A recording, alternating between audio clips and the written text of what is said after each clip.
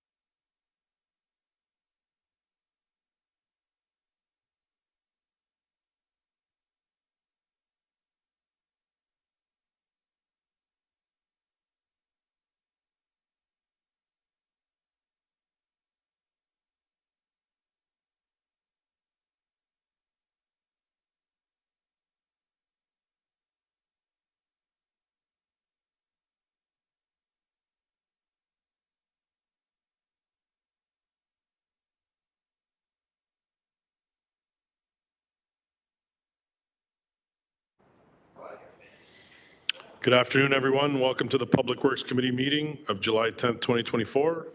A reminder that all electronic devices are to be switched to a non-audible function during committee meetings. As we have quorum present for today's meeting, I'd like to call the meeting of Public Works Committee to order. We'll move on to the approval of the agenda. Elsie McIntosh, any changes to the agenda? Chair Spatafora, there are several changes to the agenda. Item number 5, communications, correspondence respecting the closure of the aviary. Item E, Lorraine Smith, and item F, Yusuf Malik. Item number 13, notices of motion, installation and maintenance of a bird habitat structure. Proposal by Glenn Meldrum, Johnson 2 Park, 71 Tews Lane, Dundas, Hamilton, Ward 13. And private and confidential item number 15.1, 357 Wilson Street East, Ancaster, PW 24047, LS 24017. Thank you, Elsie McIntosh. May I please have a mover and seconder to approve the agenda? Councillor Taddison, Councillor Kassar. Any discussion on the agenda as presented? Seeing none, we'll go to the vote.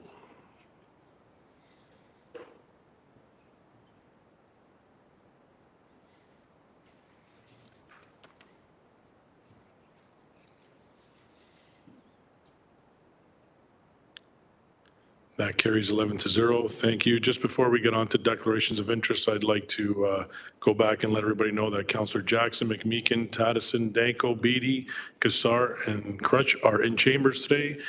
Councillor Francis, Alex Wilson, and Tammy Wang are virtual. Welcome. Sorry about that, everyone. Any declarations of interest? Seeing none, we'll move on to the approval of the minutes of the previous meeting, June 17th, 2024. May I please have a mover and seconder to approve the minutes? Councillor Kassar, Councillor Crutch, any discussion on the minutes? Okay, we'll go to the vote.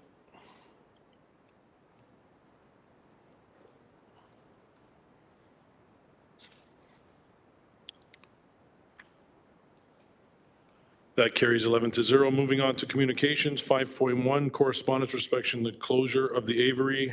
Bennett Saverin, Lauren Mizazik, Joanne Edmiston, Sonia Babovic, Lorraine Smith, Yusuf Malik. May I please have a mover and seconder to receive their communication? Councillor Beatty, Councillor Kassar. Any discussion on the communication? Councillor Kassar, go ahead. Yeah, thank you, Chair.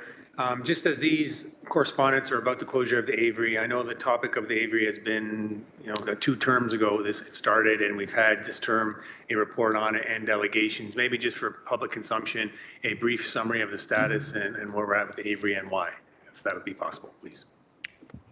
Director Graham, go ahead, please. Hi, through the chair, Cynthia Graham, Director of Environmental Services. So the most recent report that came forward with respect to the aviary was at the September 18th, 2023 Public Works Committee. At that time, we summarized all of the history to date with the aviary, with working with the Friends of the Aviary who run the facility, as well as the status of the building and its critical nature to have either repairs or close. At that time, we did get direction from council that we work towards the closing of that location and the rehoming of the birds. And so the status update to date is that we've successfully adopted many birds, some to the Toronto Zoo, some to a current volunteer with the aviary after review of all of the potential home locations for suitability and for a good fit with the birds themselves. And we do have some finalizing to do, but we're anticipating that the rest of the birds will go to Bird Kingdom in Niagara Falls. We plan to have all of this done by month's end, and then so we'll be on track to be closing the location at Churchill Park by the October 31st, 2024 deadline, which is compliant with the report recommendations. I do want to say that staff working with the Friends of the Aviary, that's been a very good working relationship, and we've had good success working with them to make sure that the care and welfare of the birds is first and foremost, that they're well suited to their home locations, And I understand, based on some of the media that has come forward from the Friends of the Aviary, that they're looking forward to the next chapter of their organization to continue to fundraise for a final location and to be able to help with rehoming of birds that are to be adopted within the community as sort of part of their next steps. Thank you, Director. Councillor? Yeah, thank you, Director, and through you, Chair. Great update. I thought that was important, given that some of the correspondents seem to be surprised about the impending closure, but that there's a lot of work that's already been done, and there is good work happening in rehoming and whatnot, so appreciate the overview. Thank you, Councillor. Any other discussion? Okay, do I have a mover and seconder? I do. Let's go to the vote, please.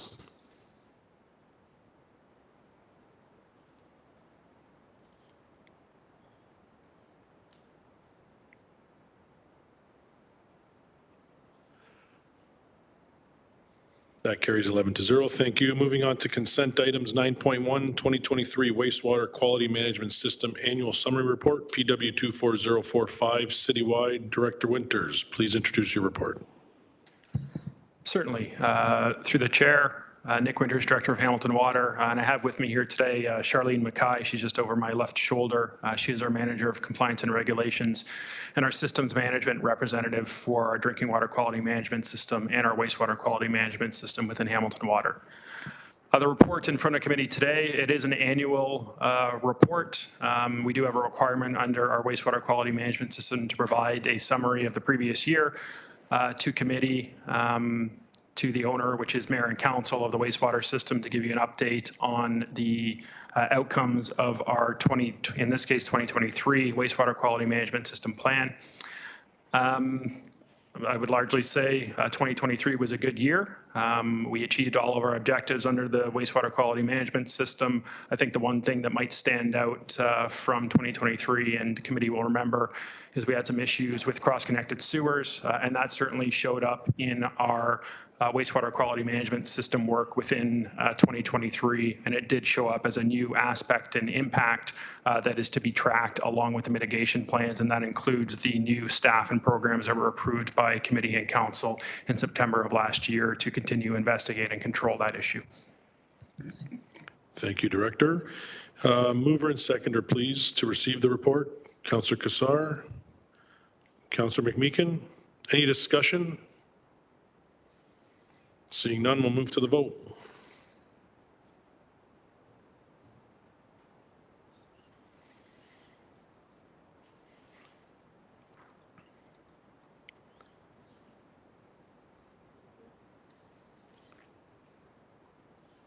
That carries 11-0. Thank you. 9.2, speed cushion process, PW 24039, citywide. Director Ayala, please introduce your report. Good afternoon. Through the chair. So speed cushions are one of many types of traffic calming measures used and considered during staff evaluation. This report before committee today is to provide clarity of the speed cushion implementation process based on questions from committee that were provided to staff during Q4 of 2023.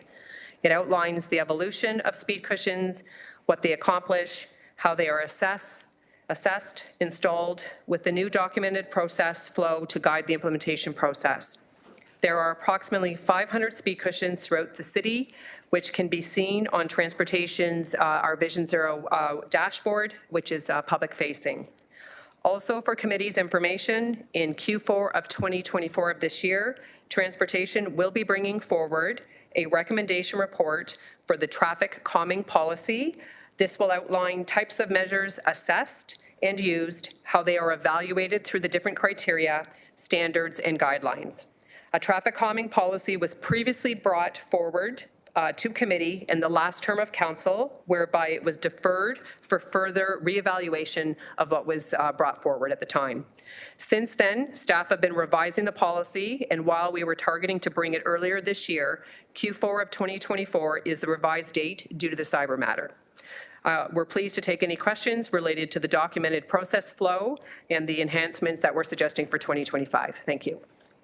Thank you, Director. And just to flag for everyone today, this is an information report. We're not approving any sort of new recommendations. It's just for information. So I don't have anybody on the speakers list, but is there anybody that has any questions? Councillor Kassar? Yeah, thank you, Chair, and thank you, Director Royale, and everyone involved in this. I know traffic calming is a very, very high-profile topic this term, certainly in Ward 12 and in other wards. And one of the points you made in the report was focusing on where we get the most benefit from staff time looking at safety. And you commented on how unwarranted speed cushion installations can take time away from higher priority areas. And the report didn't go into those higher priority areas, so maybe it's a question that could be answered now, maybe at another time. But just curious on how the public and committee can understand the work that's being done on high priority areas and what they are and where they are. Through you, Chair. Director? Through the chair. So thank you, Councillor, for the question. It's a good question. So there are a number of road safety matters that the team obviously have their attention that we're looking to address and continue to address. So we present annually our traffic collision history report that comes forward, so the traffic collision report. That outlines all of the serious and fatal collisions that occur throughout all of the city as well as the parkways. It discusses different zones, areas of concern, and from that, as an example, we put together different work plans targeting, for example, those roadways, intersections that are highlighted with the predominance of serious or injury collisions. Through Vision Zero, the intent is to work towards decreasing serious and fatal collisions to zero. So that's where, from a resource perspective, we're wanting to turn our attention. So again, it's coming from in-service road safety reviews. It's safety reviews that we're doing out on site. They come from the collision report, the annual collision report. It's complete streets analysis that we're working with the wards on and doing a broader look to see what safety measures we may want to do in a large geographical area. So that's where we turn our attention to. With regards to any requests that we do receive, we do assess them from a safety perspective, and if there is an immediate safety concern, we're turning our attention to assessing it further and then adopting and doing what we need to do out on the street as a priority from a safety perspective. Councillor? Yeah, thank you for that answer. And as with anything we do in the city, communication is part of being successful. And I think just with my own interactions with constituents, helping them understand priorities and where work needs to be done by limited resources. I think there's lots of work we have to do there to help them understand, because of course, in any neighborhood we've all experienced is please fix something and fix it now. And usually there might not be a please in that statement. So it's just ongoing improvement in how we can communicate what we're doing and why it's important and the priority. So more work to be done, but just a statement for now. Thanks. Thank you, Councillor. Up next, Councillor Kretsch, please. Thanks very much for this report. And echo what Councillor Kassar said. I think it's extremely important we have this report in front of us. Everybody in the public and ourselves knows exactly what the timelines and deadlines are going to be for when we have to submit work.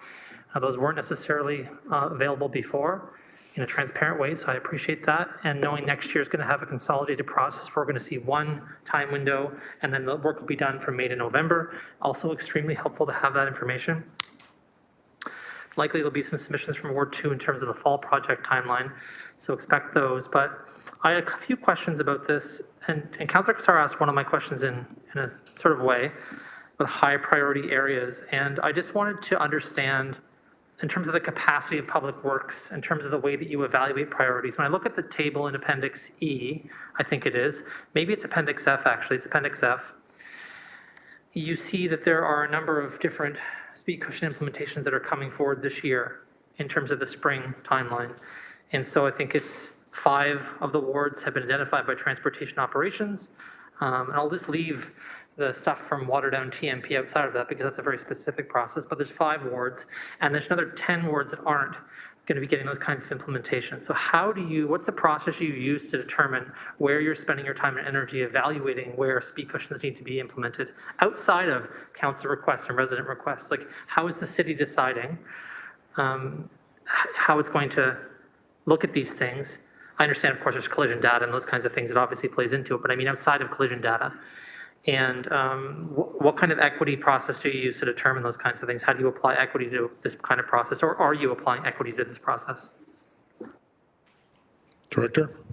Through the chair. So the process, so the first and foremost, typically what happens, and again, there are many avenues with which these requests are coming into the division. I just wanted to state that first. You highlighted they can come through, obviously, a resident inquiry, they can come from a counselor's office. And regardless if they're coming through that format or not, we've got an intake process where all the requests are coming into the division, are logged, tracked, and from there, staff are taking those and they're doing initial reviews to determine very quickly if there's something of a serious nature that they need to turn their attention to in order to advance the evaluation, which would include on-street reviews, data assessments, and analysis to come back with whether something is warranted or not. Outside of that intake process, again, we've got the annual collision report that comes before committee. Again, that talks to the seriousness of serious collisions and fatalities. So we're targeting our work plans again to specific locations, hotspots that are identified through that. That report outlines work plans that are underway and or completed, and then just how we're going to be putting our resourcing time towards those. So anytime there is a fatality or a serious injury collision, we work with the Hamilton Police Services. We obviously want to get that information from them. That goes on to a work plan. Again, that is where we're trying to strategically put our resourcing and our time, or to dealing with those when those matters are happening on the roadway. And again, when those are coming in, we're taking those obviously from a very serious perspective, and we're shifting our resources to take a look at those effectively to see what we need to be doing. Does that help answer your question? Councillor? Yeah, that's a helpful start. I'll leave it there and follow up with you offline. I think I just need to understand better in terms of how equity is being applied to this process, and maybe you don't have an answer for that, or maybe GM Can does, but I'm trying to understand that because we're looking at the city's application of equity to the public works process in general. This obviously applies, and so I'm just trying to understand how we look at that. There have been fatalities and injuries and collisions in Ward 2 and in other places around the city. And I know we haven't necessarily already implemented safety measures in those intersections or places where those collisions have happened. So it's hard to see the priority placement from my perspective sometimes to be able to understand how quickly something can be implemented, right? When the public asks what's happening with the intersection, over at York and James, they're asking things like, well, can we put in bollards right away? Can we put in, safe cycling infrastructure there right away to protect folks, right? And how long does that take, and so on and so forth. So I'm hopeful that when we see the new policy later this year, that'll help answer some of the questions. I had some other questions here, though, about the warranty period for these kinds of things. We talk about the speed cushion process, but there's obviously a period after the speed cushion's been installed where we have a warranty through the vendor who constructs the speed or installs the speed cushion, right? However this works, there's a difference depending on the type of speed cushion that's being implemented. So how long does warranties typically last, and how do we quality check those warranties? I ask simply because there's been a number of situations in Ward 2 where warranties have expired and doesn't seem to be much recourse. And then, of course, when asking to do the work again to fix the non-warranted item, it's obviously not a priority because we just did it. So it creates a feedback loop of a problem where the work may not be completed to the satisfaction of the code, and then we have no recourse because the warranty's expired. So I wanted to ask about that. Through the chair, thank you, Councillor. So I'll start the question and I'll pass it over to Manager Field to provide further clarification. So during just the construction process, I'll start there and then I'll pass it over to the warranty period. We do have a quality and assurance phase when the speed cushion is being constructed that we go out and we assess it to ensure it's meeting the city's standards and guidelines. And if it's not, in that case, we've had the contractor go back. Those are few and far between. There are standards that they follow that are provided in the appendix, and we do go out and assess to ensure that they've been constructed that way. With regards to the warranty period, Mike, did you want to provide? Mike Field, Manager of Transportation Operations through the chair. On standard contracts in the city, we have a 2-year warranty period the contractors are abided to follow. So if anything happens that's considered a warranty-related item, they're obligated to remedy those within that 2-year time frame. Then anything outside of that 2-year time frame is something that we would deal with internally from the operations group. Councillor? Thanks, appreciate that very much. It's helpful context. Last thing I just wanted to make as a recommendation, I see this kind of Gantt or other kinds of chart that you've put in there, which explains the process for how, it's great. I think I understand it. I took a charting class years ago, and I think I get what's happening there with the different kinds of chart diagrams and little inserts that are diagonal and circle and so on. But I wonder if there's going to be a plain text version to accompany this for the public and for Councillor's office that can just outline the process and a little bit more simply, frankly. I don't think I could provide that chart to residents and expect them to read it. So this is a piece of feedback, if you could make something public facing, and happy to work with you on that if it's helpful. So it's as clear as possible to people how this works and what the different avenues are for getting their requests met and what the timelines are and so on. Thank you. Thank you, Councillor. Councillor Danko? Thank you, Chair. It's interesting to be having this discussion today because I think at the beginning of last term, we were just having discussion about trying to implement speed cushions, and now we're having this discussion about are we implementing too many speed cushions and how we're doing it. So overall, I think this is a good news story that this is now a commonplace throughout the city in every single ward, and that we are, just trying to figure out how best to continue to do that good work. But there's a couple things in this report that stand out. First of all, that the majority of speed cushions throughout the city are unwarranted, and that, as Councillor Kassar brought up, that by focusing on these unwarranted installations, it's drawing resources away from other higher impact interventions. So I think that's a really important point for committee to consider as we move forward. Starting in 2019, our approach in Ward 8 was to do a neighborhood-wide assessment, and then not just doing one-off areas. And every single speed cushion that's been installed has been warranted and recommended by staff or the consulting engineers.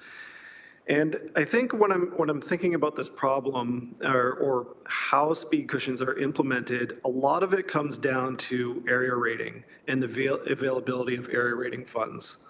So I'm wondering through you is, as we're working through recommendations, are we looking at other municipalities that don't have area rating funds and how speed cushions are implemented in those municipalities and how that might be different than the city of Hamilton?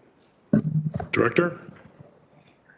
Through the chair. So thank you, Councillor, for the question. So yes, we are doing a jurisdictional scan to see what other municipalities are doing with regards to the implementation of speed cushions. And in coming recently from Niagara Region, speed cushions were only implemented if they were warranted. So that was the policy that was implemented down there. I can't speak to the other municipalities because we're in the midst of doing, obviously, that jurisdictional scan, but that'll be part of something we'll bring back as part of the traffic calming policy on a recommendation moving forward that we'll be seeking, obviously, the endorsement for, and how we work to bring the road safety elements to the different communities. If not speed cushions, maybe something else for further deliberation. Thank you. And just, a couple comments from a political perspective. Again, it's great that we're having this discussion about how we're implementing speed cushions. So I don't want to take away from that at all because that's good news. But to a certain extent, this is a political issue more than a technical issue. When residents come forward, say they're speeding on my street, we go out and do a study, and it comes back and says, listen, we reviewed it. I'm sorry, it doesn't meet the warrants. Politically, it's much easier for me to just put a motion forward and install a speed cushion. The residents are happy until they're not. And it solves a political problem for me as the ward councillor, but it doesn't necessarily solve the actual technical issue where in reality, it's more a perception of speeding than actual speeding. And also that the prevalence of collisions or whatnot, don't meet the technical warrants. So, I think we do have to be careful and make a consideration of what is technically warranted versus what are political decisions because we have money available to just implement them without having to go through the capital budget process. And that is a significant difference between Hamilton and other municipalities. Thank you. Thank you, Councillor. GM did you want to make a comment? Through the chair to the Councillor, General Manager Carlotta Can. You're absolutely right. When we look at our capital budgeting process and we look at how we historically have spent area rating funding, that's part of the challenge. As we move forward as an organization, we are taking an asset management approach to looking at the work that we need to do, not only from an operations perspective, but also from a capital perspective. And I'm working with the folks on the bench here, the director team, to say, how do we do that more effectively, more efficiently, and better so that it's part of our capital budgeting process? And where are the intakes throughout the year that we may have, be it one or two, so that we can better manage it? But absolutely, you're correct. We want to integrate the availability of area rating funds to the projects that we have. We want to prioritize our projects, and where funding is short and area rating is available, then we'll move it up in the rank because we now have a funding strategy for it, which includes the area rating. Thank you for the ability to comment. Thank you, GM. Councillor Jackson? Thanks, Chair Spatafora. I'm very grateful for this report, Director Ryall. And on page 4, I've always felt, in spite of policies that are important to overall guide our corporation and our community citywide, we all know individual circumstances, individual neighborhoods, wards, communities come into play. And I'll never be the one to tell a neighborhood street where they have experienced some dangerous driving. And quite frankly, where Hamilton Police Services, in spite of the traffic safety unit that has about 19 officers, Chair Spatafora, specializing in traffic safety, that I was on the police board last term that implemented, we know the officers can't be everywhere on every street or at every major intersection 24/7. So in the residents, I've always been engaged with my community, and I love the grassroots aspects of my community, individual streets, neighborhoods, hubs that bring petitions forward.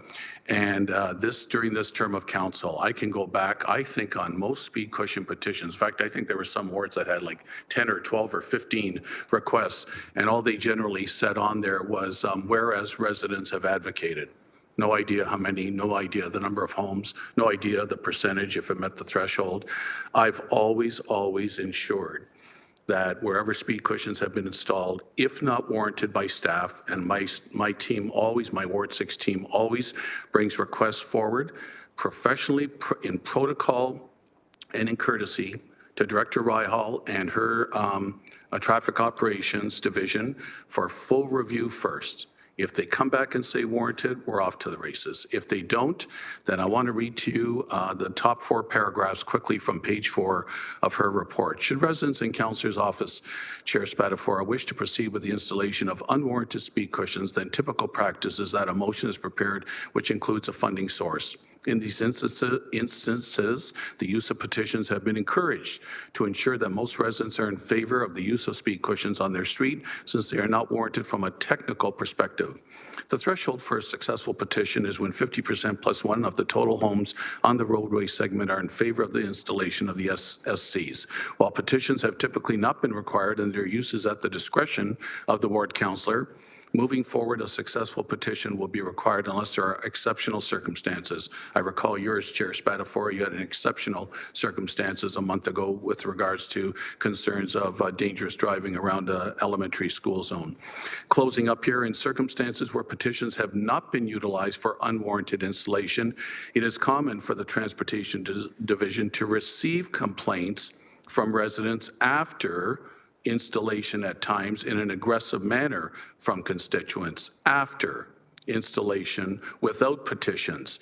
Receiving and responding to resident complaints strains resources. The use of petitions greatly reduces these instances. In circumstances where petitions are not possible or would not be of benefit, their use can be removed from the approval process. Lastly, for some instances, residents take it upon themselves to conduct petitions and present the petition to the ward councillor's office, and the Transportation Division assists in the preparation of motions for speed cushions to ensure they contain the necessary information for implementation, which I've always been grateful to Director Ryall, Manager Field, and the entire team, and LC McIntosh for helping me with the language of my motion. So to conclude, Chair Spatafora, I'm glad we're here. I'm glad that the criteria is still before us. Safety is always first for me. It's not about politics. It's not about limited resources or a waste of resources. If my particular neighborhood or streets within that neighborhood, near libraries, parks, schools, whatever the case might be, cut through traffic, that is driving carelessly. If my particular constituents in that particular area care that much and have volunteered to take the time to present a petition with the strong majority support from that particular street, I will always advance that, move that forward. And again, over the last 5 years in my ward, I've probably had about 24 streets overall in the East Mountain community that have had speed cushions installed and have overall made things better. Maybe not perfect, but better. And the community has been grateful. Thanks, Chair Spatafor, and thanks again, Director Ryall. Thank you, Councillor Jackson. Councillor Beatty. Thank you, Chair, and through you. I think I'm sharing Councillor Jackson's view on this, that I don't necessarily see the ability of a community to bring forward a concern as being a political decision per se, so much as I see it as a manifestation of the expertise of the locals that live there. I mean, as good as our technical staff are, and they're excellent, a traffic study can only capture a snapshot of the reality on the street. It's just science. They're only there for a moment in time. And the reality of a particular street may have nuances that you can't discover in that snapshot. So I think that the petition format and allowing that community expertise to surface up is valuable. And in fact, I just received one today, so I'll be bringing one forward soon. My question, or maybe my feedback to the director on this, and we've had a lot of dialogue back and forth on the communication flow portion to build on some of the comments of my colleagues. There's 3 channels of intake, essentially. There's direct from the community, there's through the councillor's office, there's a staff-led initiative. Once the decision has been made, the communication flow in terms of an output lens, I'm just wondering if we could tighten it up a little bit in such that better collaboration with the local ward councillor's office in terms of knowing when some of these are going to appear. I know that we had a certain avenue in Stony Creek that yourself and Manager Field and myself were discussing. I didn't know that it was on the chart. When I looked through Appendix F today, there were a couple of more that I had to kind of scratch my head and go, did I bring these forward? Did the staff bring them? Where did these come from? Because it's a period of time and you lose track of things.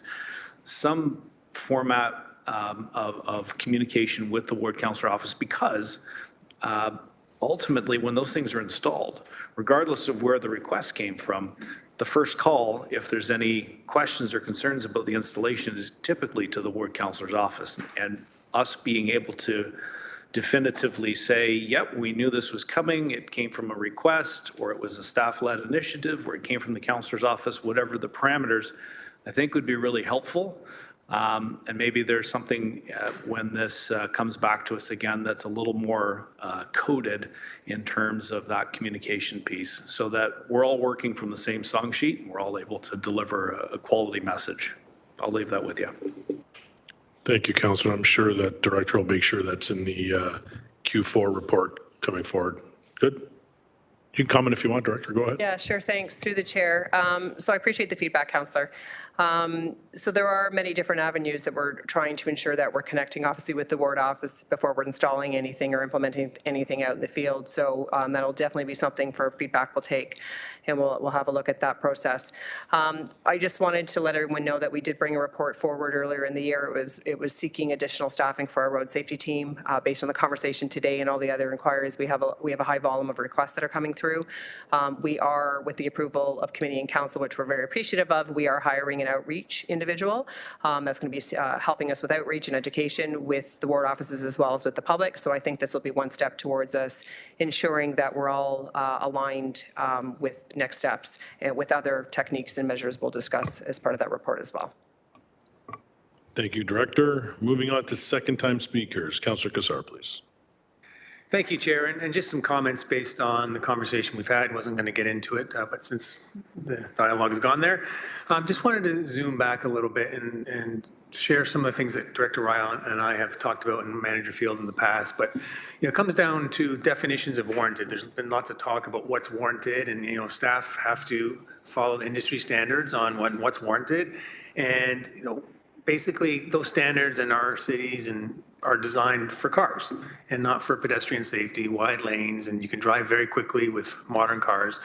So warranted, really, in my personal opinion, and maybe not everyone shares this, the standard for warranted in terms of pedestrian safety isn't where it needs to be. We're trying to figure out how to fit people into a world that's designed, or roads that are designed for cars, which is backwards, in my opinion. And realistically, we're talking about speed cushions, but speed cushions are just a kind of a reaction to poor design. It's probably the least desirable, traffic calming design element you'd want to use, again, my opinion. So we're trying to retrofit something. It's very expensive and it's not ideal. And the other thing I would say is collision data, which has been mentioned several times, is important, but it doesn't capture near misses. And I'm sure all of us can think about near misses. I can certainly speak to some. I've witnessed many, been part of many as a pedestrian or a cyclist. So that's not in the data, and that's not staff's fault. It's just that data's not there, but that bears greatly on the feeling of safety, right? So Councillor Danko was talking about, politically, but there's this just feeling of safety that people need to feel safe in their neighborhood, and the data we have isn't always going to capture that. And just one last comment from a real example that I've dealt with this term. The lowest speed limit we have in the city outside of a community safety zone is 40 kilometers an hour. And the analysis that staff are mandated to do would look at the 85th percentile of speeds in that area. And speeds could be, the 85th percentile, meaning 85% of the cars were lower than that. Could be 48 or 49 kilometers an hour, and I may not get it exactly right, but that may not meet the threshold of warranted. I'm not trying to put words in the staff's mouth, but it's significantly above the speed limit. Where the 85th percentile would be, and things wouldn't be warranted. So meaning 15% of cars could be going faster than that, and significantly faster. So it's, that's a formula that staff have to deal with. And I'm just suggesting that, as long as that exists, I think there is a real case to be made that safety, pedestrian safety, isn't always going to get the priority it needs to because of the technical details for a warrant. Again, not criticizing staff at all. They have to deal with what they're given from the province. However, my personal opinion, I think there's more work to be done, and there hopefully an evolution over time. Thank you. Thank you, Councillor. I think the report coming forward is really going to dive into that part of it, and I think it'll give us a bigger picture, and hopefully for residents too, as to what we look at when we do this sort of stuff. Councillor Kretsch. Sorry. Thanks, Councillor Spatafora. Appreciate it. So I just wanted to respond to a couple of things. I agree with Councillor Danko's point, and I wanted to explain why I think it's important. I won't touch on the stuff that's coming forward in terms of the report in Q4, except to say that it's quite clear that there is community expertise. No one's denying that. People can watch cars speeding by their homes all the time. It happens in Ward 2. People say, look, there's all these cars going by my house. But if what we're saying is that the tools we're using, for whatever reason, and I agree with Councillor Cassar, it's not about blaming city staff. Whatever tools we're using, if those aren't meeting community expectations, if those aren't meeting evolving standards, if those aren't considering cycling impacts or other kinds of impacts, then we ought to be spending our resources here improving those tools. If we're not communicating clearly enough to residents what warranted or unwarranted means, then we ought to be doing that. I know, for instance, there's some industry standards that are being used right now. I don't think they're good. So I'm hopeful we'll review those industry standards and see an improvement for our policies at the city. That's where effort should be spent. But it absolutely is political if a politician is putting something on an agenda as a motion that's contrary to staff's recommendation. That's just politics, and that's okay. Let's just own it. It's fine. You're doing something your residents want you to do, and as a politician, you're responding to them to represent them. That's politics. That's okay, but it's not something else. So I think we have to also make sure that we're doing the work here in this chamber when it comes to public works, expertise from our professional staff, that we foreground that work and make sure we understand it. And just like with the building demolition permits, right? When those things come forward that are sometimes political, that we have the companionship from staff to say, this is what we recommend, this is why we recommend it, this is how the warrant didn't work.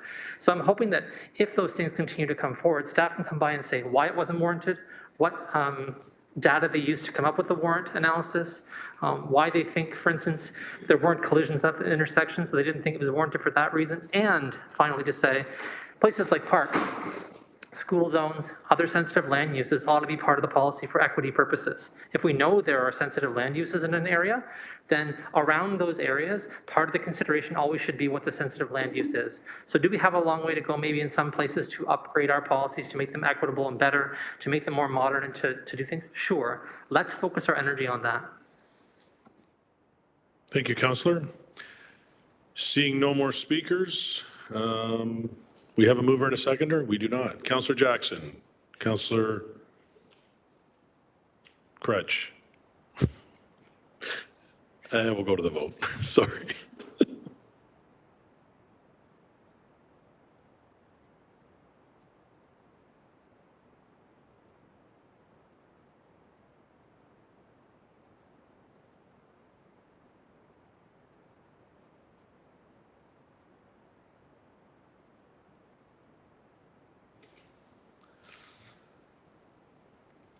And that carries 11-0. Thank you. Moving on to item 10, public hearing.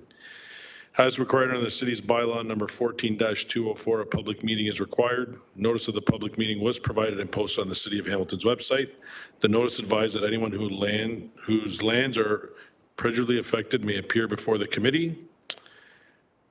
The clerk has advised that no one has pre-registered to be a virtual delegate. Clerk, is that the case? Are there any members of the public wishing to address the committee?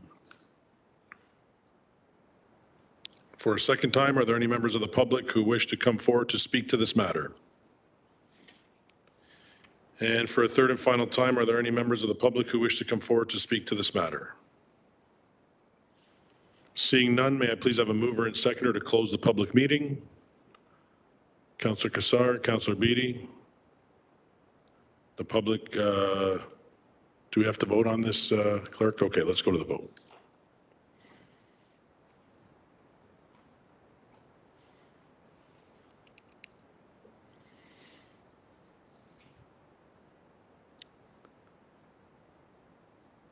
That carries 11-0, so the public meeting is now closed. On the report, may I please have a mover and seconder to approve the report? Councillor Kassar, Councillor Beatty again. And I will ask Director Kennedy, or that she is here and available to answer any questions respecting the road closure. Are there any questions or discussion from the committee respecting the report? Go ahead, Councillor. 10.1 is assumed, the report you're talking about, the closure of the alleyways portion there on Victoria. My question about that is simply if it'll have any impacts on pedestrian access. I don't think so. I looked at the map and I just wanted to make sure that it wouldn't and get you to confirm that. And also, this may be a new process, so maybe you could speak to that. I don't remember there being a public meeting held every time we close these alleyways, and so love that story if that's the case, but want to know if you could comment on that, because this is my memory saying it's the only one I remember us doing. So why we're having that. There's been other alleyways and other things we've closed and not had public meetings for, so. Thank you for the question, and through the chair. I have Manager of Corridor Management here with me, David Lamont, who can speak to some more of the particulars around it. This will not impact, impact pedestrian access, first of all, to get that one answered. And with respect to the public hearing, I think David can maybe elaborate on when there may need to be a public hearing on these closures and when perhaps there may not be. I certainly recall the public meetings, the public hearings being a part of this process through these types of closures in the past, but I'm not sure if there's any nuance to that David can elaborate on. Thank you very much. David Lamont, Manager of Geomatics and Corridor Management, through the chair. It's always a public meeting. It always has to go through this very formal process where the public has an opportunity, because it is a public highway and the public has a right to speak to it. So it's always been the case. Okay. Through the chair, can I elaborate on one more thing that you may have said? You talk about an alleyway. This is not an alleyway. Okay, this is actually just a piece of land that has been, it was assembled in the 1970s as part of the Mountain Access Road project. And then the Mountain Access was constructed and it became a regional road. And the owners at 191 Victoria Avenue South approached us to stop and close a portion of it. And we looked at it and we considered it to be the ultimate width to be a major arterial road, and we use the existing road to calculate what surplus land we have. So that's what we've done, and that's what we're proposing today, and we recommend that it be stopped up, closed, and sold. Thank you. Thank you, Manager. Councillor? Yeah, thanks. That was my misreading. I just looked at the map, looked at the word highway, read the word alleyway, and so just got confused by those two things. So thanks for clarifying my confusion. That's all it was. Thanks. Thank you. Seeing no one else on the speakers list, we'll move to the vote.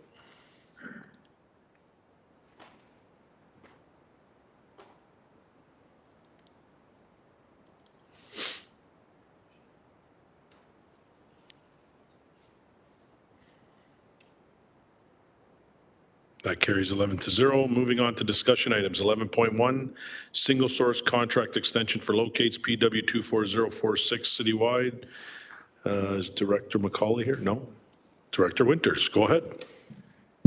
Thank you, Chair Spadafora. So I'll introduce the report, but I would like to introduce the staff who are in attendance here, and I'll ask them to raise their hands when I mention their names. We do have with us Steve Babcock. He is Hamilton Water's new manager of customer service and community outreach. He's been here for a month to this day, and so councillors and your staff can expect to be working with Steve moving forward on the programs that are run out of his office. I do have Dave Alberton here as well. He was filling in as the manager of customer service and community outreach for just about 8 months while we were filling that position, and certainly did a great job, and his name's on the report before you. And then we have Amanda DeBecke. She is our new superintendent of the City of Hamilton Utility Locates Office. So the first hire to establish the Locates Office that was approved by Council during the 2024 budget process. And so the report in front of you is with regards to utility locates, and it is an extension of our existing Hamilton Water contract with PBS locators who are currently completing all of the utility locates for our water, wastewater, stormwater infrastructure. This is a contract that was extended in 2023 with the anticipation of issuing a new contract for award within the term of that extension. However, council members may recall that as part of the 2024 budget process, we did put forward a successful business case to take that work in-house instead, and we're currently in the process of building that utility locates office with the intention to start that work in January of 2025. As a result of that transition, we were going to need to extend this contract for a period anyway. It does end in September of this year. And so that's what this report is about. We have recommended extending the contract into April of 2025. We're absolutely hopeful and working towards having our in-house utility locate teams working come January 1st, but we are giving ourselves some extra time in case we do run into any challenges with that transition. Thank you, Director. Councillor Jackson? Thanks, Chair Spadafora. And from time to time, when I re-ask the same question, Senior Director Winters, it's just because I sense, on behalf of the people I represent, there could be some blurriness and some potential confusion as to what one division does and what one doesn't. And you answered this question a few months ago, but how about just refreshing my memory and my East Mountain community's memory? What you're doing and what you brought in-house, which I strongly supported at the budget time, was that this is about locates that Hamilton Water is involved with. Because we also have another division under Manager Lamont that does locates when utility companies such as Bell get involved, enhancing the internet network across our city. So once again, can you clarify the distinction, please, of what we've approved? Through you, Chair Spadafora, please. Director? Certainly, through you, Chair, to the councillor's question. So the City of Hamilton Locates Office that has been established within the Hamilton Water Division will be completing locates for all of the city's underground utility assets. And that includes water and wastewater, stormwater infrastructure, all of the pipes associated with that. It does include traffic lighting, street lighting on behalf of the Transportation Division. It includes utilities associated with parks, some transit structures, It does not include locating any private utilities, and that's, Councillor, the question that you asked about the interaction with Manager Lamont's program, where the third-party utility owners are coming to the city and approaching us about opportunities to site their infrastructure within the city's road allowance, and that is the distinction there. Great answer and great explanation. Thanks, Senior Director Winters. Thanks, Chair Spatafora. Thank you, Councillor. Councillor Tattison? I just want to tell the director how fully I support this move. For looking at efficiencies, whether it means more consultants or whether it means bringing more in-house, I think the important part is that it was determined by a cost analysis. So thank you very much, and just kudos to that, and let's see more of that going forward. Thank you. Thank you, Councillor. Seeing no one else on the speakers list, mover and seconder, Councillor Jackson, Councillor Tattison? Perfect. Let's go to the vote.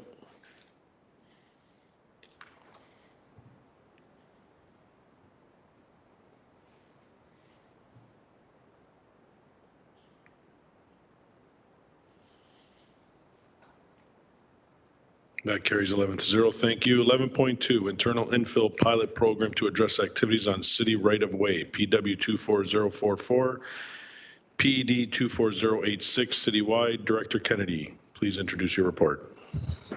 Thank you.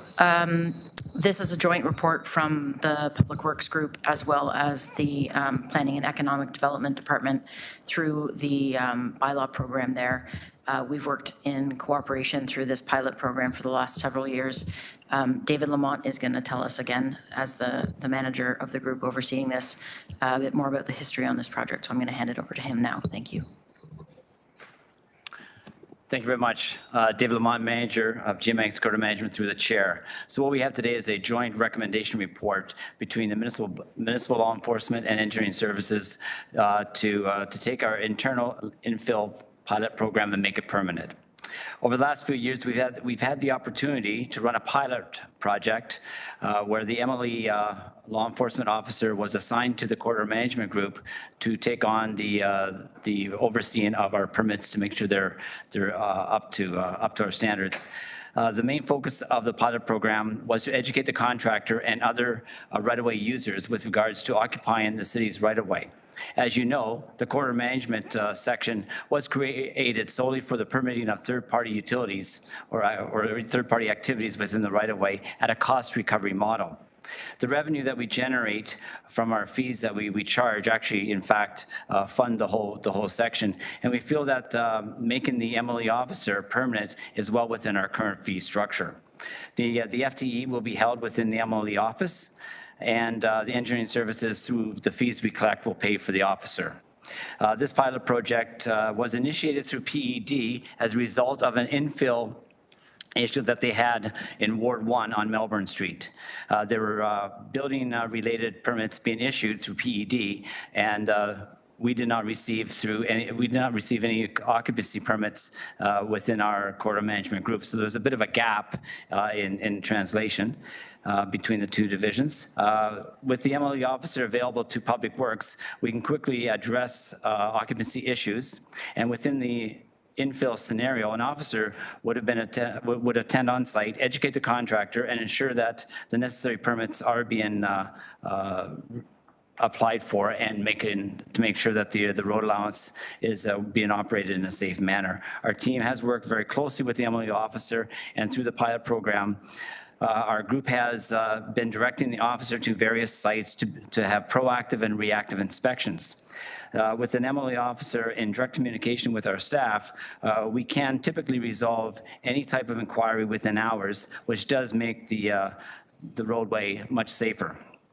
We have used the officer to attend various sites as it relates to random landscape companies dumping or stockpiling their materials within the right-of-way, and we've tightened up all of our permitting activities with the MLE officer having presence on the site. One good example of that is the filming community does refer to our MLE officer as the film police. Over the years, like any permits that we issue, the permit holder does take liberties and sometimes generally overextends themselves onto a permit, and the officer will be there to make sure that they're following the permit as described. Okay, to give you an idea of the volume of work that we actually do, we issue 1,300 occupancy permits to utility companies and filming productions throughout the city. And I'd like to thank you very much for your time. And we have Tamara Reed with us. She's the MLE supervisor who authored the report, as well as Rob Merritt, Senior Project Manager of Geomagnetic Corridor Management, and Rich Shabib is online available for any questions you might have. Thank you. Thank you, Manager.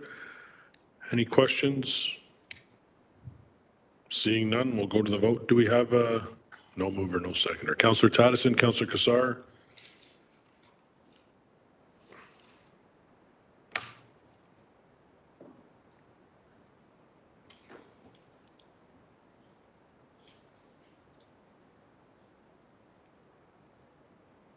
That carries 11-0. Thank you. Moving on to motions. 12.1, installation of speed cushions as a traffic calming measure, Seneca Avenue, Ward 11. Councillor Taddison, please introduce your motion, and do you have a seconder? I do have a seconder, and it's Councillor Beatty. I'm just gonna. Thank you. I won't. Whenever you're ready, Councillor. Well, you know, whereas the city, here I go wading into the murky waters of speed cushions. Order, please. Go ahead, Councillor. Thank you. Whereas the city of Hamilton has adopted a Vision Zero approach and considers human error as part of the roadway safety equation, whereas residents on Seneca Avenue and Ward 11 have advocated for the installation of speed cushions to address roadway safety concerns as a result of speeding, whereas the adjacent street, Springside Drive, has speed cushions and traffic is now diverting to Seneca, has a throughway from 20 Road to Rymel Road to avoid Rickman's Corners. Whereas the local car dealerships use this neighborhood for test driving, resulting in excessive volume and speeds, leaving residents with concerns. And whereas signatures were collected from residents personally and with other residents, resulting in the support of 26 of 36 homes. Several were vacant, and we couldn't get that, resulting in 72.2% of those that responded.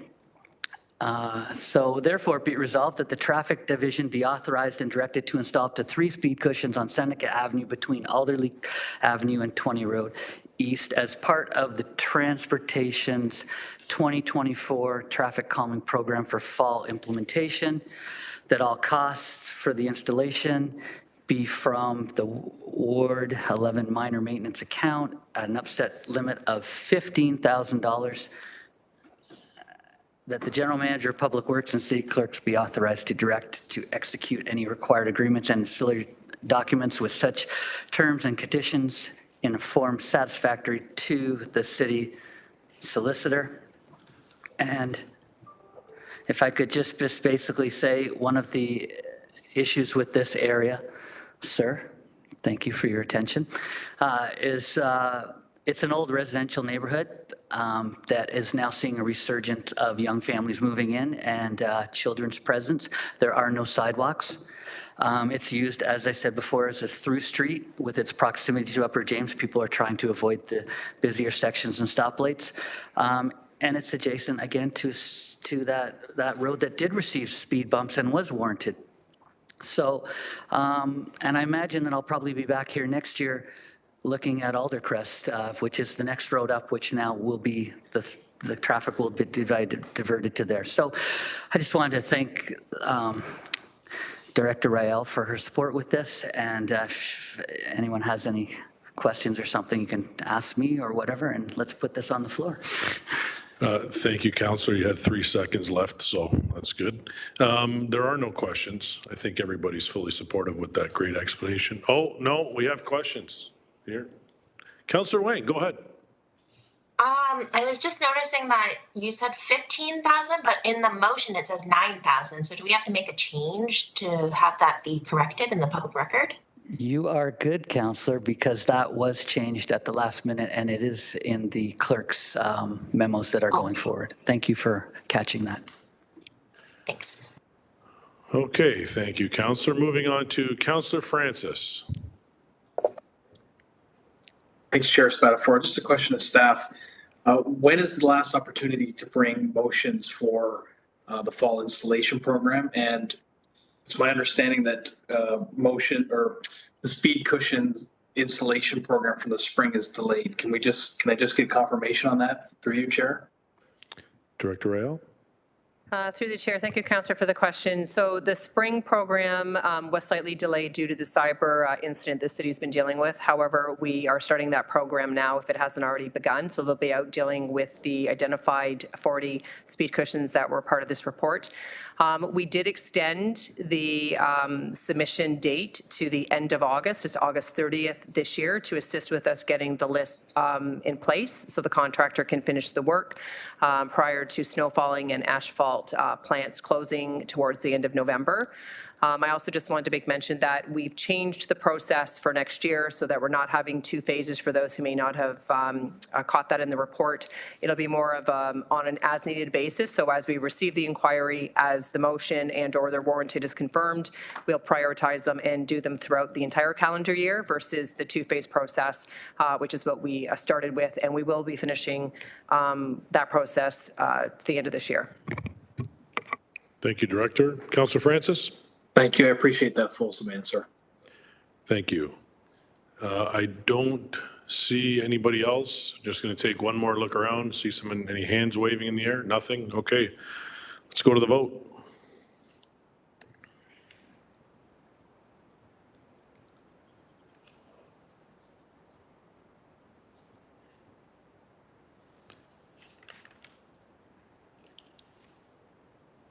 That carries 11-0. Thank you. Vice Chair Wilson, can you take the chair? Thank you. I can, yep. So I'm going to introduce my motion here of 12.2. I'm just pulling it up here. It's moved by myself, and I will look to my friend on the left here, Councillor Taddison, to be my seconder. Thank you.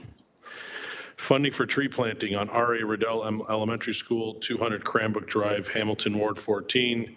I'm not going to go through all the whereases. Therefore, be it resolved that the supply and installation of 9 large caliper trees on R.A. Riddell Elementary School property at 200 Cranbrook, Hamilton be funded from the Ward 14 Capital Discretionary Account 3302109014 at an upset limit, including contingencies not to exceed $4,500, and that the mayor and city clerk be authorized and directed to execute any required agreements and ancillary documents which such terms and conditions in a form satisfactory to the city solicitor. Just a comment for me first. Thank you to Manager Pollard and her staff for helping with this. You'll notice that it says R.A. Riddell Elementary School. Gilkson Park is attached to the school, and when you look at the property, it's hard to delineate as to whose property is whose. The trees are actually being planted almost at the furthest point from the school, closer to the community, closer to the pathways coming into the park. But the property, from what we can understand, is R.A. Riddell School Board property, and that's why the address is there and not our City of Hamilton Gilkson Park name. So I just wanted to explain that, and thank you, Councillor Taddison, for seconding the motion, and I'll take any questions. Thanks. Councillor Wang is on the speaker's list, followed by Councillor Crutch. Thank you. I'm glad that you had that last little bit, Councillor Spatafor, just because I was wondering why the school board wouldn't plant on their own property. So I guess I'd just like to understand, perhaps from staff, do we have a partnership with the school board? I thought I recalled from a while back that there was like a potential project where we could have increasing the tree canopy on planting on school board properties, but I don't quite recall because it's very fuzzy to me. So I just wanted to get some clarity on if that is a thing. Through the chair, I'll just jump in, Chair Wilson, because you're on the screen. Cynthia Graham, Director of Environmental Services. So Councillor Huang, you recall correctly, a report PW 23066, which was brought forward on October 30th, 2023, talks about opportunities to partner with educational institutions to plant trees. And is part of that report, staff were given direction to work with conservation authorities and educational institutions, of which the school board is one, to look at opportunities for planting trees on their properties for the benefit of the overall tree canopy across the city. Okay, so Chair, that's great. That's wonderful to hear. I just wanted to kind of get a little more clarity around this because I thought that it was, we had done something like that, but then interesting that there is a motion coming forward specifically from the ward councillor to facilitate that. But thank you very much. Those are all my questions. Thanks, Councillor Wang. Next on our speakers list is Councillor Cratch. My question is about native species. I know that when we planted trees along Strawn Street, I think I said, hey, can we make sure that those are native species of trees? And there was an agreement with the CN, other people were involved in that, and so it was a bit different. Can you speak to that? I know that some of the species that the city plants are not native species, and so I wondered if you could identify maybe why we're continuing to do that, if these will all be native species, what the benefits, pros, cons are, because it's just as large caliber trees here. I thought, well, maybe this is an opportunity to ensure we plant just native species here, and thought I would ask staff about that. Through the chair, Robin Pollard, Manager of Forestry and Horticulture. So the city's species list is at this point under review. However, about half of it is native species. So there's probably about 60 trees that we have on our approved species list. About half of those would be native species, so things like sugar maple and silver maple, that sort of thing. The other half is what we would consider ornamental or landscape trees. We prefer to keep a mix because although native trees can be beneficial within the environment to provide food source, habitat, that sort of thing, we have a lot of locations within the city of Hamilton that do not support those native species. We have harsh environments, we have compacted soils, we have significant heat islands. So without a good degree of species on that approved species list, we have shown over the years to not have success with certain native species in every location within the city. So that's why the list is diverse. When we talk about parks specifically, in areas in parks that would support a native species, we always prioritize that. So that would be something that that can easily be looked at in this situation. It is a park, it is adjacent to a trail. It's a fairly large park, pretty simple to go with native species. Thanks, and I guess I should have been more clear. The species on the list that are non-native species are also non-invasive species, and I should have clarified that, but that's a really important part of this, is that even though they're maybe not a native species, they're not invasive, and you're talking about things where our climate is changing, and some of the trees that are native here are not being as resilient, and some are dying as a result, and so we have to, unfortunately, bring in species that are more hospitable in other kinds of climates to be able to tolerate. Is that what you're also saying? I'm just making sure I haven't lost the plot. Through the chair, yes, that's correct. As of 2024, we don't have any actual invasive species on the list. Previous to this, we did have species that could be considered invasive, but not actually deemed invasive, so things that would be aggressive. So an ornamental pear would be an example of that, not deemed invasive. However, if you were to ask me, is it invasive, I'd put it on the list. So that one's not on the approved species list. Thanks for the clarification, I appreciate it. Not seeing anyone else on the speakers list. I think we can go to a vote unless there's anyone waving their hand.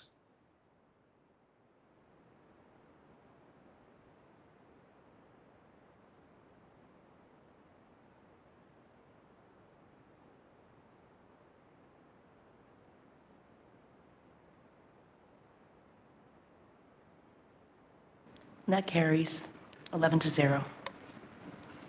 Thank you, Vice Chair Wilson. I'll take the chair back.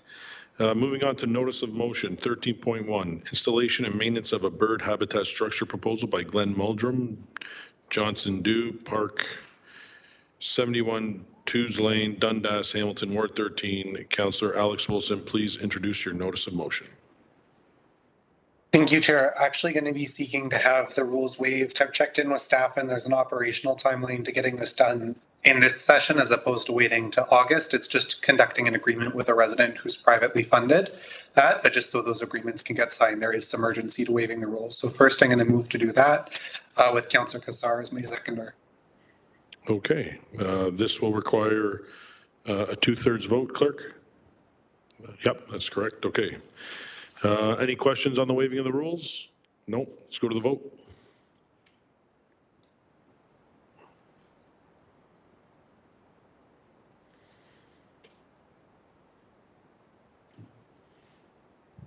That carries 11-0. Please introduce your motion. Thank you. It's moved by myself and seconded by Councillor Kassar that I'm just going to skip down to the therefore be it resolved that staff be directed to assist with the implementation of the proposed bird habitat structure at Johnson Dew Park at 71 Tews Lane, Hamilton, and to support the development of an agreement and to facilitate the donation by resident Glenn Meldrum as required.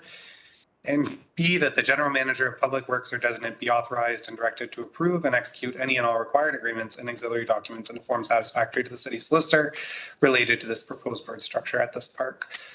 Just very briefly, it's really exciting whenever we're building habitat. We were just talking about the importance of native trees in our parks to constructing that habitat.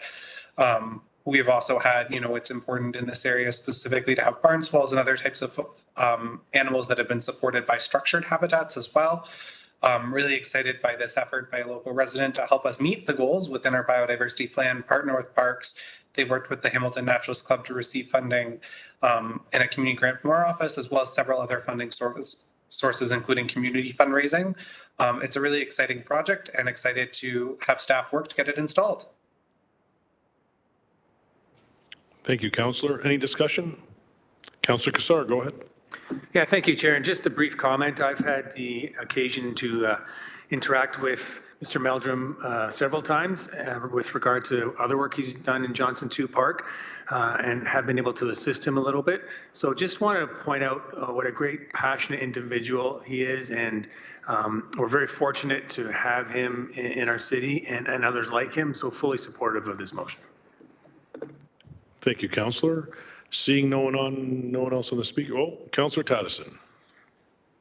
Just a question to staff, if there's I'm just looking at the costs here. I don't see any financial, I don't even know how much this gentleman's donated, before I pass that. I could have, I guess, asked you, Councillor Wilson, beforehand for those details, but I just wanted to know if there's any, if that's publicly to be shared or not. Through the chair, Cynthia Graham, Director of Environmental Services. So the only cost that would be incurred by the city would be possible maintenance in the future. My understanding is that the structure will be procured and installed by the volunteer with the assistance of city staff. So I don't know that we actually have a value because the costs for us to do the work would be vastly different likely than the costs being incurred by the donor. Thanks. No more questions. Fully supportive. Thank you, Councillor. Councillor Alex Wilson. Just to give a ballpark, I mean, lots of this is coming from in-kind labor, in-kind materials and grant support, but you could ballpark between 15 and 30K depending on specifications if you wanted to value those in-kind contributions. But a lot of the project work is happening via in-kind donation as well.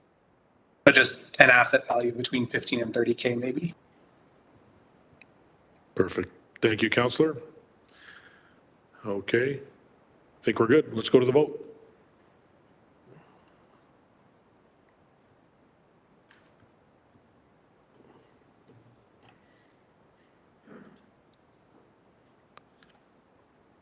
And that carries 11-0. Thank you. Moving on to general information and the amendments to the outstanding business list. May I please have a mover and seconder to approve the changes? Councillor Danko. Counselor Kassar. Any discussion on the OBL? Seeing none, we'll go to the vote.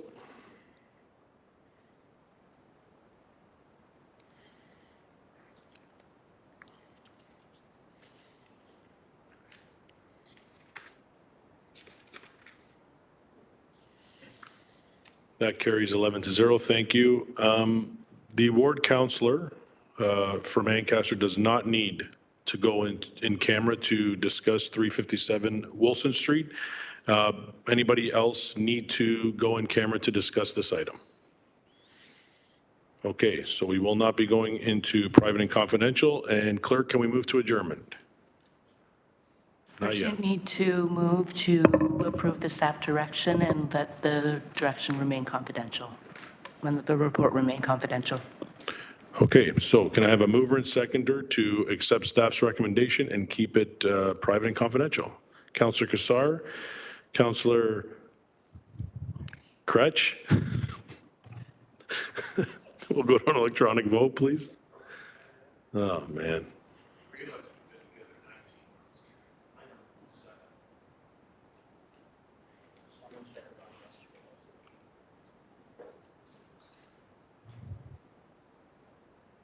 And that carries 11-0. Thank you to the mover, Counselor Kassar, and the Ward 2 counselor. Moving on to adjournment. May I please have a mover and seconder to adjourn? Counselor Taddison. Counselor from Ward 2. All right. We'll go to the vote.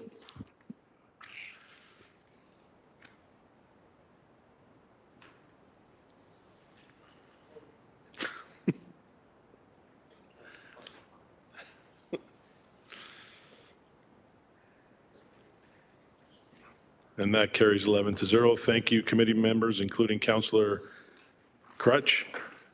See, I got it right. Thank you, staff. Thank you, clerks. Have a good rest of your day.